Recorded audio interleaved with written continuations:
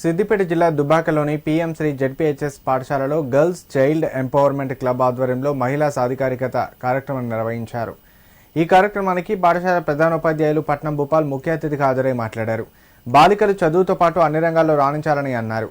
వారిలో ఆత్మవిశ్వాసం పెంపొందించడానికి విద్య, ఆరోగ్యం, లింగ సమానత్వం, నాయకత్వ లక్షణాలను అభివృద్ధి చేయడానికి బాలికా సాధికారికత కార్యక్రమాలు ఎంతగానో దోహదపడతాయని తెలిపారు.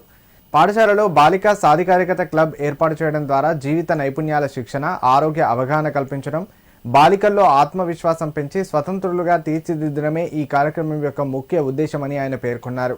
ఈ సందర్భంగా విద్యార్థినులు మహిళా సాధికారికత కోసం కృషి చేసిన ప్రముఖుల వేషధారణలో ఆకట్టుకున్నారు.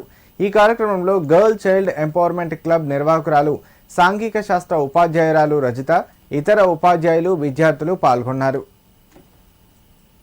పాఠశాలలో PM Shri ZPGHS Dubbaka girls పాఠశాలలో మేము girls child empowerment club programme నిర్వహించడం జరిగింది. దీని ముఖ్య ఉద్దేశం ఏంటి అంటే మహిళల సాధికారత సాధించాలనేటువంటి ముఖ్య ఎయిమ్తో ఈ కార్యక్రమాన్ని రూపొందించాం. ప్రతి రంగం, ఏ రంగం తీసుకున్నా ఆ రంగంలో మహిళా శక్తి ఏ విధంగా ఉందో పిల్లలకు అందించి వాళ్ళని ప్రేరణ చెందడంతో భవిష్యత్తులో వీళ్ళు ఎదుర్కోబోయే అన్ని రంగాలలో ముందుకు వెళ్ళడానికి మరి చక్కని కార్యక్రమాన్ని జీసీఈసీ ద్వారా మరి పీఎంశ్రీలో కల్పించినటువంటి ప్రోగ్రాం ద్వారా పిల్లలకు అందించడం జరిగింది.